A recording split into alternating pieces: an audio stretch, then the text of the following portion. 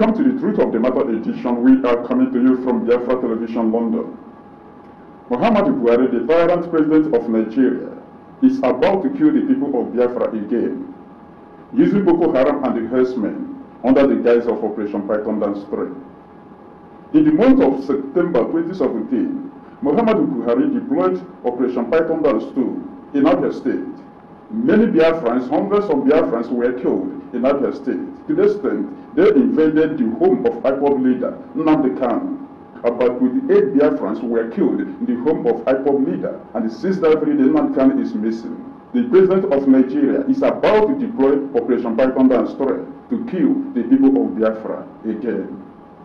This morning, I am here with Mr. Carlo Agbo. Mr. Carlo, you are welcome to the program. Thank you, Mr. Moderator, for welcoming me once again today. Thank you very much, Mr. Carlo Agbo. So, looking at the alert, it is an alert that the president of Nigeria is about to deploy Operation Python Dance 3 in Biafra land to kill the people of Biafra again. You remember what happened during Operation Python Dance 2 in the month of September 2017. How do you look at this matter?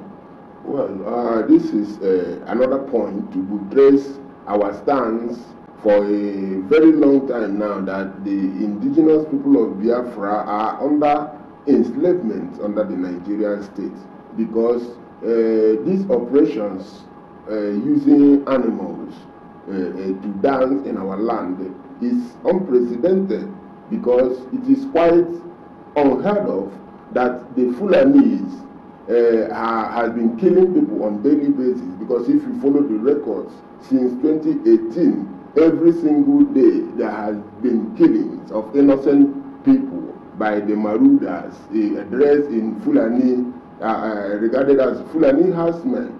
But in reality, this what we are seeing now, we shouldn't be surprised, because this alert that we are trying to tell our Biafran people that the operation that is about to commence is a plan by the Nigerian Model State to scuttle the Biafra referendum that the indigenous people of Biafra are preparing for the 2018. But the good news is this: despite the plans of killing by the Nigerian state, it will never deter the indigenous people of Biafra from following the principles of democracy, which is a legitimate quest for a self-determination that is under the international law and even under a domesticated Nigerian law. So what you see, the declaration of Operation Python Dance, Crocodile Smile, is just one part of that enslavement criteria to subjugate the people of Biafra. You remember that the people they call Boko Haram are killing people on daily basis. In Benue, in Plateau State, there has been killings of civilians, ordinary people who did not commit any crime. So the government did not commence any crocodile smile or python dance in those areas to flush out the Fulanis that are killing people. Rather, what the government did is to deploy their murderous military to go and defend cows and they protect the Fulanis that have been killing people. So when you look at all these things, you discover that Nigeria is a terrorist state, terrorizing ordinary people of Biafra. So that is my take on this issue. Thank you very much, Mr. Carlo. We're looking at the Operation Python Dance 2 that was carried out on 2017, September 2017 in Abia State. So if you look at it, you understand that the way they operated is state terrorism. You understand that. So looking at this Operation Python Dance 2, then on the issue of Operation Python Dance 3, who were these people? Are they a Nigerian army or Nigerian police? Who are these people that Muhammadu Buhari has been deploying to Biafra land to kill Biafra civilians? Well, I have said this in so many occasions in some of the interviews that I've granted, that immediately Muhammadu Buhari assumed power in 2015, 29th May 2015. The first move that he made was to relocate the Nigerian Military Command and Control Center. He relocated it to Maiduguri, the hotspot of Boko Haram. that particular move is quite strategic, because if any reasonable person will understand that in the year 2001, Muhammadu Buhari vowed that he would do everything within his power to make sure that Sharia is spread all over Nigeria. And before he took that stand, there was a man before him who is Ahmadu Bello, who was the premier of northern region of Nigeria during the 1960s. I could remember that on the 12th day of October 1960, Ahmadu Bello gave an interview to the London Parrot newspaper where he said, and remember it was just few days after the independence of the Nigerian state, and he said that, I quote, "This nation Nigeria created shall be an estate of our great-grandfather Uthman Danfodio, that we shall never allow others to take power or have control over their destiny, that we shall use the people at the Middle Belt as a willing tool and the people of the South as a conquered territory." So this is what you see happening in Nigeria today is extension of the Uthman Danfodio conquest, which he couldn't complete. So what you see, when Muhammadu Buhari assumed power, he relocated the military command center with the purpose of conscripting the Boko Haram that are within the environment into the Nigerian military. That is the plan. So what they did is to conscript these people. You can read from the daily newspapers every time the Nigerian government is about to free 5,000 Boko Haram. Even yesterday, they freed Boko Haram, and they paid money to the terrorists, millions of dollars. That is to tell you that this is a plan. Boko Haram is sponsored by Muhammadu Buhari himself.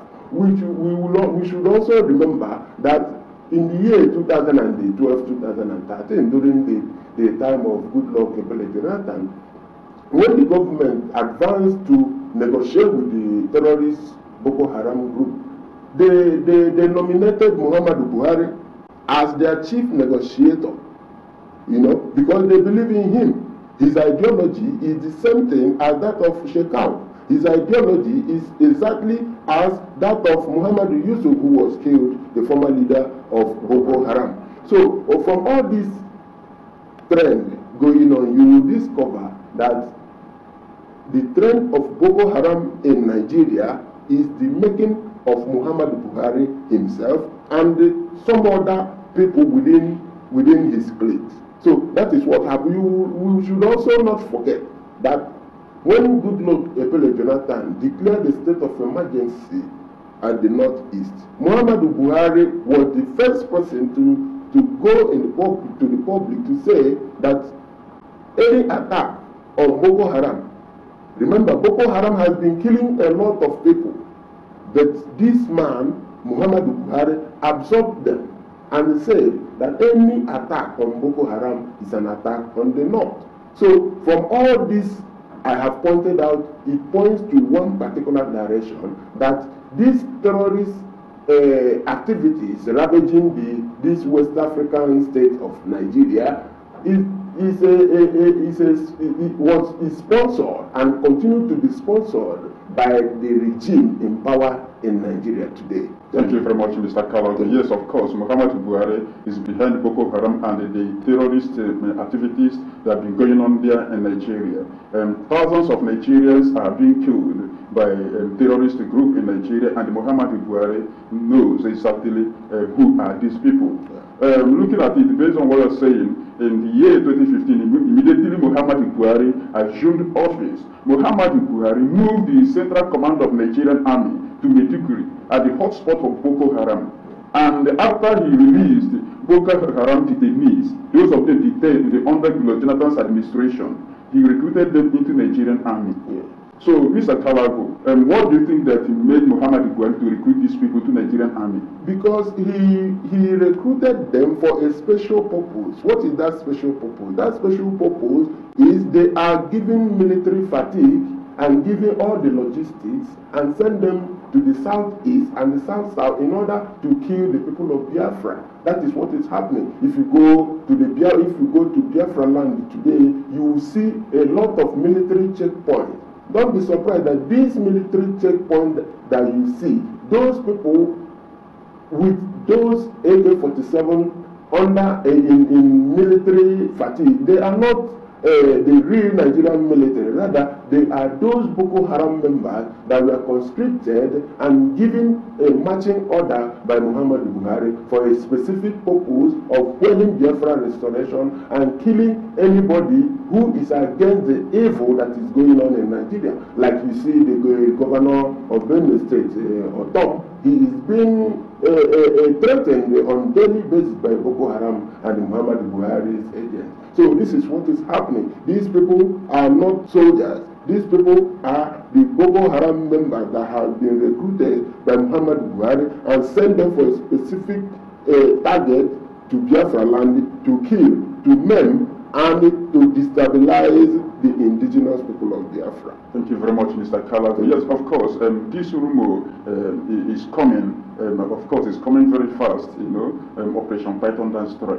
Last year, we heard about Operation Python Dance 2. And the people of Biafra thought that Muhammad Buhari should maintain the democratic process in addressing matters in Nigeria or issues in Nigeria. But what Muhammad Buhari did is he deployed Operation Python Dance 2 and they killed Biafra civilians. Hundreds of Biafra civilians were killed, detained, and they incarcerated the people of Biafra. They also invaded the home of IPOB leader. That very day, over 28 people were killed in the home of Nnamdi Kanu. And this year, there is another rumor that they are planning Operation Python Dance 3. So, are you going to allow Operation Python Dance 3 to kill your people again? You see, what is the position of IPOB based on the coming of Operation Python Dance 3? Well, thank you so much, Mr. Moderator, for bringing up this question. Operation Python Dance 3 is something that the indigenous people of Biafra will never welcome. Remember, when the first Python dance was declared, because they wanted to use it as in disguise to quell Biafra restoration, and the people of Biafra were taken by surprise because we didn't know what it is all about. But at this point in time, we have learned our lessons and we have had experience. We have discovered that the Python dance wouldn't have been possible if not for the go-ahead that the politicians, those that we have been electing to represent us, they were the ones that liars and conspired with the murderous Islamic army to use the so-called Operation Python dance to come and kill our people. Last year. So we have recorded our loss. We have had the experience and know what it is all about. At this point in time, any form of Operation Python dance in our land will be resisted, completely resisted. How do we resist it? We will resist it because we know the foundation where it is coming from, and we know the people that have enabled it. All the whole Southeast governors, all the senators, all the representatives, all the political office holders from Biafra land, they will be all responsible by the indigenous people of Biafra if any form of Python dance happen again in our land, because we have seen that this is a Fulani conquest that is going on, and this Fulani conquest, they are trying to use the mold among us in order to perfect their murderous activities. So now the position of the indigenous people of Biafra is to resist any form of unlawful killing of our people, because this Operation Python dance is unlawful and illegal. Thank you very much, Mr. Kalabu. Yes, of course, the people of Biafra must resist any Operation Python dance again in Biafra land. So that is it. Oh, our audience, the topic today, what we are discussing is on the issue of Operation Python dance 3. Nigerian government deployed Operation Python dance 2 last year in the month of September 2017. He deployed Operation Python dance 2 in Abia State. That we lost on that Operation Python dance too. We lost hundreds of Biafrans, and many were detained unlawfully. Since that very time, the people of Biafra are dying in the hand of Nigerian army. As I'm talking to you, the home of the leader of indigenous people of Biafra was invaded by Operation Python Dance 2. And over 28 people were killed in his home. Since that very day, Mankan is missing. Right now, Muhammad Buhari neglected the crime he committed against the humanity using Operation Python Dance 2. Right now, he wants to deploy Operation Python Dance 3 once again. So what the people of Biafra is saying right now is that any Operation Python Dance again in Biafra land must be resisted. We are calling on our politicians and our representatives in the National House of Assembly in Nigeria to resist any attempt or move to deploy Operation Python Dance 3 in Biafra land, or else whatever they see, then they will take it. The people of Biafra must resist Operation Python Dance 3. So this is the message we are bringing to Biafrans all over the world to hear that Nigeria is about to deploy Operation Python Dance 3 to kill the people of Biafra once again and to support all the Biafra restoration project. Thank you very much, Mr. Kala, because you have been here with me. You're always here to talk on the matters surrounding the Biafra restoration project. So thank you for your contribution today. So that is it. So this is the truth of the matter. Thank you for watching. The United Nations says this is just one of the places where decades of devastating environmental damage and pollution has been caused by the oil company Shell. It's Ogoni, in the heart of Nigeria's vast oil-producing region, filmed by our crew in June last year. The UN report released last week says it will cost $1 billion and 30 years to clean up the mess. But local leaders say the report, which cost $10 million and 4 years to produce, is a waste of money, as it just repeats what they've been complaining about for 30 years. I feel this is quite outrageous. I think it is inhuman, and I am completely disappointed even by the reaction of the Nigerian government to say we are going to study the report and come out with something when they are saying people are dying by the day. I think what the least the Nigerian government ought to have done the next morning after the report is to revoke the license of Shell. But there's no chance of the Nigerian government revoking Shell's operating license because of the damage. More than 90% of the government's revenue comes from oil exports, giving oil companies like Shell tremendous Bodo village in the leverage. Niger Delta run thick with oil from an old Shell pipeline. Like thousands of other villagers, Pastor Christian Lekoya Kapande used to rely on the Delta for his livelihood. His fish farm was destroyed by 2 major spills. Shell have been here over 50 years.